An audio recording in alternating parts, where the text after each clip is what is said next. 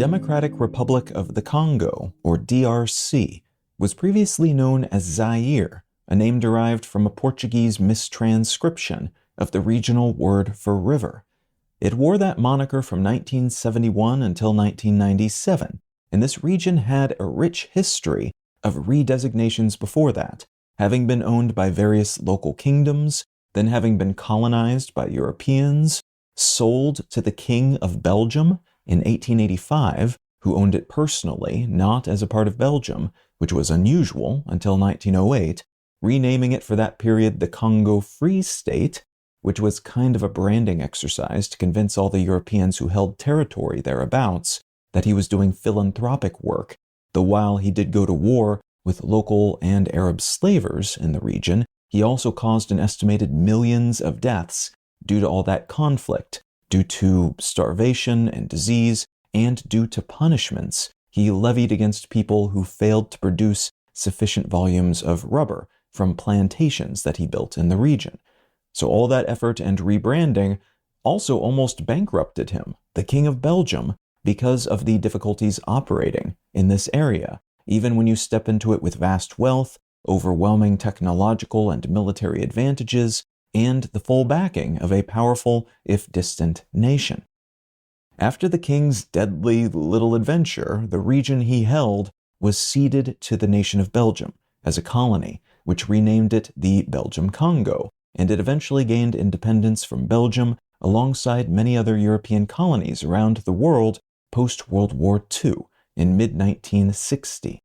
Almost immediately, there was conflict, a bunch of secessionist movements turning into civil wars, and those civil wars were amplified by the meddling of the United States and Soviet Union, which supported different sides, funding and arming them as they tended to do in proxy conflicts around the world during this portion of the Cold War.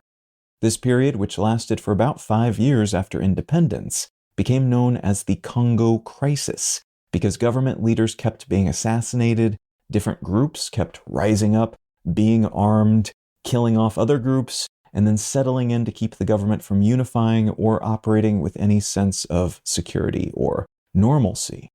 Eventually, a man named Mobutu Sese Seko, usually just called Mobutu, launched a real-deal coup that succeeded, and he imposed a hardcore military dictatorship on the country. This was his second coup, actually, but the previous one did not result in gaining him any power, so he tried again a few years later, in 1965, and that is the one that worked. And though he claimed, as many coup-launching military dictators do, that he would stabilize things over the next 5 years, restoring democracy to the country in the process, that never happened, though claiming that he would do all that did earn him the support of the United States and other Western governments for the duration, even as he wiped out any government structure that could oppose him, including the position of the Prime Minister in 1966 and the institution of Parliament in 1967. In 1971, as I mentioned, he renamed the country Zaïre, nationalized all remaining foreign-owned assets in the country, and it took another war, which is now called the First Congo War, to finally unseat him. And this conflict, which began in late 1996, spilled over into neighboring countries, including Sudan and Uganda, and a slew of other nations became involved as well, including, but not limited to, Chad, the Central African Republic, Rwanda, Burundi, Angola, Eritrea, South Africa, Zambia, Zimbabwe, Ethiopia, and Tanzania, alongside foreign assistance granted to various sides by France, China, Israel, and covertly, the United States.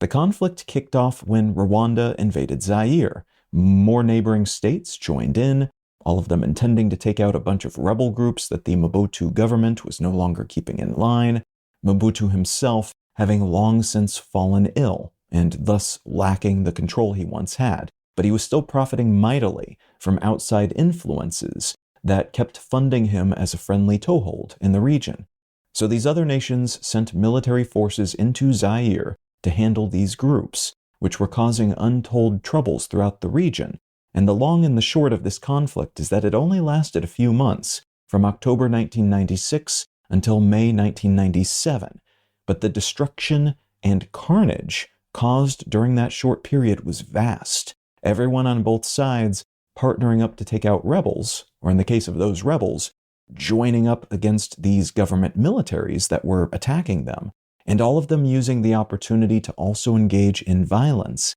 against ethnic enemies with whom they had long simmering beefs.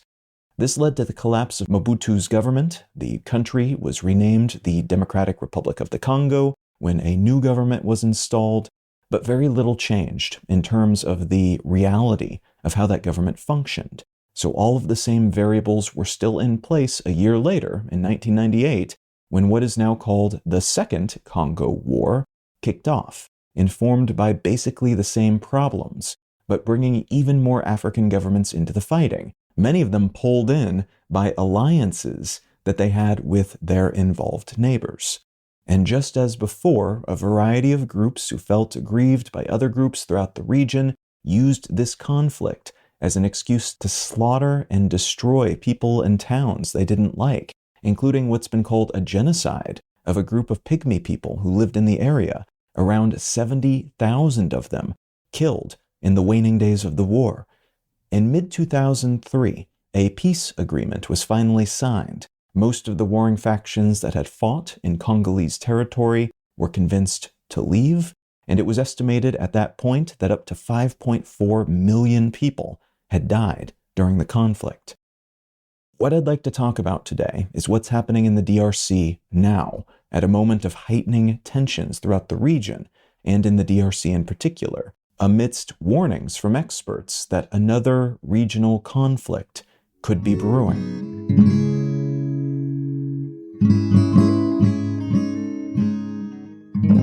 You're listening to Let's Know Things. I'm Colin Wright. Learn more about Let's Know Things, subscribe to receive free email updates, and or become a supporter to receive monthly bonus episodes at letsknowthings.com. A transition government was set up in the DRC in 2003, following the official end of that Second Congo War. And this government, though somewhat weak and absolutely imperfect in many ways, did manage to get the country to the point 3 years later, in 2006, that it could hold an actual multi-party election, the country's first ever, which is no small thing. Unfortunately, a dispute related to the election results led to violence between supporters of the two primary candidates, so a second election was held, and that one ended relatively peacefully, and a new president, Joseph Kabila, was sworn in. Kabila was re-elected in 2011, and then in 2018 he said he would not be running again, which helped bring about the country's first peaceful transition of power, when the next president, from the opposing party, stepped into office. During his tenure in office, though, Kabila's DRC was at near constant war with rebel groups that semi-regularly managed to capture territory, and which were often supported by neighboring countries, alongside conflicts with smaller groups, so-called Mai-Mai militias, that were established in mostly rural areas to protect residents from roaming gangs and other militias, and which sometimes decided to go take other people's stuff or territory, even facing off with government forces from time to time. Violence between ethnic groups has also continued to be a problem, including the use of sexual violence and wholesale attempted genocide, which has been difficult to stop because of the depth of some of the issues these groups have with each other, and in some cases the difficulty the government has had just getting to the places where these conflicts are occurring, infrastructure in some parts of the country being not great where it exists at all. That 2018 election, where power was given away by one president to another peacefully for the first time, was notable in that regard, but it was also a milestone in that it marked the beginning of widespread anti-election conspiracy theories, in that case the Catholic Church saying that the official results were bunk, and other irregularities like a delay of the vote in areas experiencing Ebola outbreaks, those areas in many cases filled with opposition voters. All of that added to suspicions. The most recent election, at the tail end of 2023, was even more awash with such concerns. The 2018 winner, President Tshisekedi, winning re-election with 73% of the vote, and a cadre of 9 opposition candidates signed a declaration saying that the election was rigged and that they wanted another vote to be held. All of which establishes the context for what's happening in the DRC today, which is in some ways a continuation of what has been happening in the country pretty much since it became a country, but in other ways is an escalation and evolution of the same. One of the big focal points here, though, one of the red threads running through this country, is the role that neighboring Rwanda has played in a lot of what has gone down in the DRC, including the new issues that we are seeing in 2024. Back in 1994, during what became known as the Rwandan genocide, militias from the ruling majority Hutu ethnic group decided to basically wipe out anyone from the minority Tutsi ethnic group. Somewhere between 500,000 and 1 million people are estimated to have been killed between April and July of that year alone, and that conflict pushed a lot of Hutu refugees across the border into the eastern DRC, which at the time was still Zaïre. About 2 million of these refugees settled in camps in the North and South Kivu provinces of the DRC, and some of them were the same extremists who committed that genocide in Rwanda in 1994, and they started doing what they do in the DRC as well, setting up militias, in this case, mostly in order to defend themselves against the new Tutsi-run government that had taken over in Rwanda following the genocide. This is what sparked the First Congo War, as the Tutsi-run Rwandan government, seeking justice and revenge against those who committed all those atrocities, went on the hunt for any Hutu extremists they could find, and that meant invading a neighboring country in order to hit those refugee groups and the militias living within them that had set up shop there. The Second Congo War was sparked when relations between the Congolese and Rwandan governments deteriorated, the DRC government pushing Rwandan troops out of the eastern part of their country, and Kabila, the leader of the DRC at the time, also asking everyone else to leave, all foreign troops that were helping with those Hutu militias needed to leave their borders. Kabila then allowed the Hutus to reinforce their positions on the border with Rwanda, seemingly as a consequence of a burgeoning international consensus that the Rwandan government's actions following the genocide against the Tutsis had resulted in an overcompensatory countermove by the now Tutsi-led government against the Hutus, many of whom were not involved in that genocide, but the international community was feeling increasingly confident that the Tutsis' actions after the genocide in this regard amounted to war crimes. One of the outcomes of this conflict, that second war, was the emergence of a mostly Tutsi rebel group called the March 24 Movement, or M23, which eventually became a huge force in the region in the early 2010s, amidst accusations that the Congolese government was backing them. M23 became such an issue for the region that the UN Security Council actually sent troops into the area to work with the Congolese army to fend them off after they made moves to start taking over chunks of the country. And evidence subsequently emerged that Rwanda was supporting the group and their effort in order to screw over the Congolese government, which certainly did not help the two countries' relationship. Alongside M23, ADF, and Codeco, a slew of more than 100 other armed rebel groups still plague portions of the DRC, and part of the issue here is that Rwanda and other neighboring countries that don't like the DRC want to hurt them to whatever degree they're able, so they help fund and support these groups. But another aspect of this seemingly perpetual tumult is the DRC's staggering natural resource wealth. Based on some estimates, the DRC has something like $24 trillion worth of natural resource deposits, including the world's largest cobalt and coltan reserves, two metals that are fundamental to the creation of things like batteries and other aspects of the modern economy, and perhaps especially the modern electrified economy.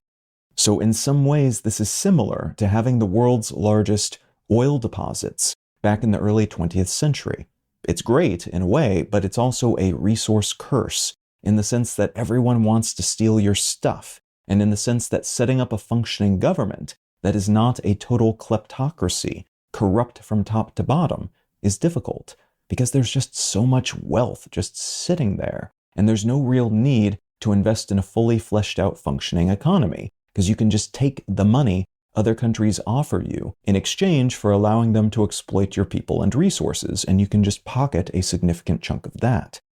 So while that is not 100% what happened to the DRC, it's not far off. During the early 2000s and into the 2010s, the DRC government sold essentially all of its mining rights to China, which has put China in control of the lion's share of some of the world's most vital elements for modern technology.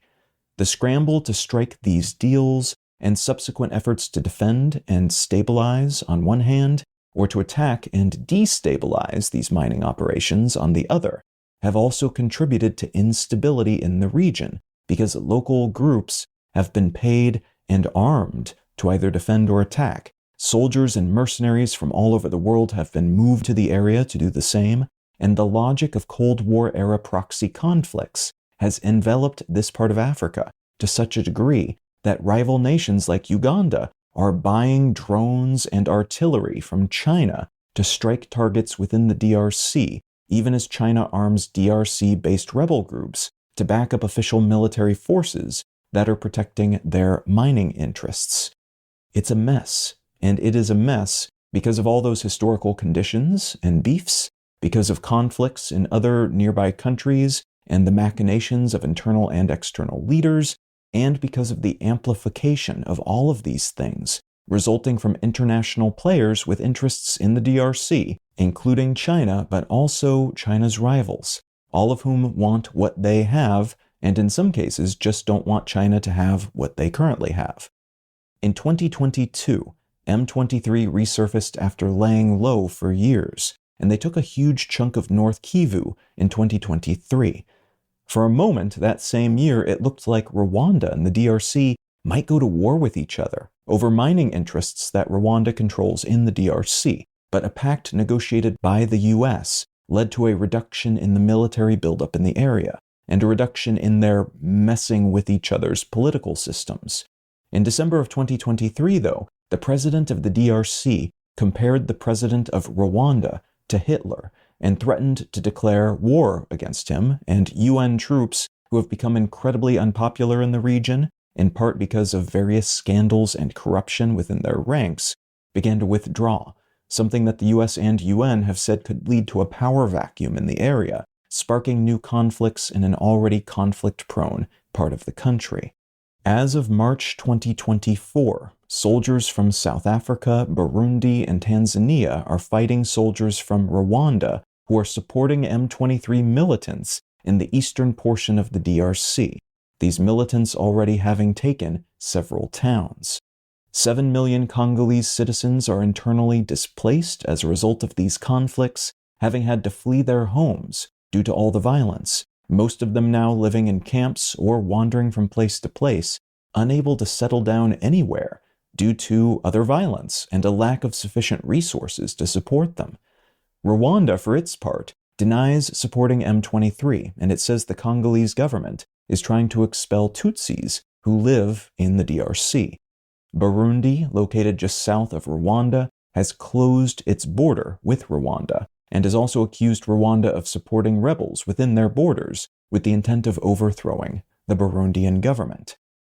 Most Western governments have voiced criticisms of Rwanda for deploying troops within its neighbors' borders and for reportedly supporting these militant groups, but they continue to send the Rwandan government money. Rwanda gets about a third of its total budget from other governments, and the US is at the top of that list of donors, but the EU also sends millions to Rwanda each year, mostly to fund military actions aimed at taking out militant extremist groups that make it hard to do business in the region. So changes in political stances are contributing to this cycle of violence and instability, as are regular injections of outside resources like money and weapons and soldiers. And as this swirl of forces continues to make the DRC borderline ungovernable, raising the potential for a new multi-nation conflict in the region, everyday people continue to be butchered and displaced, experiencing all sorts of violence and food shortages and a lack of basic necessities like water. And this ongoing and burgeoning humanitarian nightmare could go on to inform and spark future conflicts in the region as well.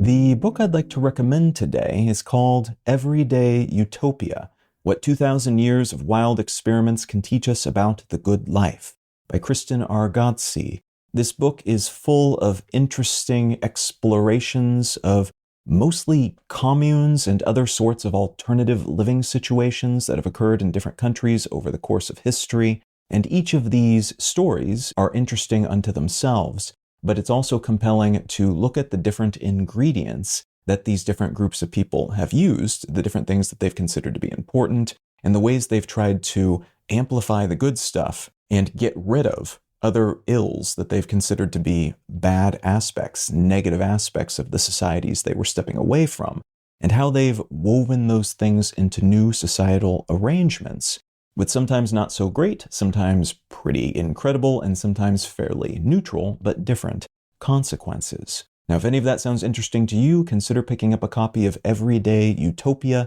by Kristen R. Ghodsee. You can subscribe to receive email updates, find show notes, and other such content, and support this show financially, receiving additional bonus episodes as a thank you at letsknowthings.com. Learn more about me and my work at colin.io. Subscribe to my other news-focused podcast, One Sentence News, wherever you get your pods, or at onesentencenews.com. And say howdy on social media. I'm at Colin is my name on Instagram and Twitter, and Colin Wright on Facebook and YouTube. Thank you so much for listening. I'm Colin Wright, and I'll talk to you again next week.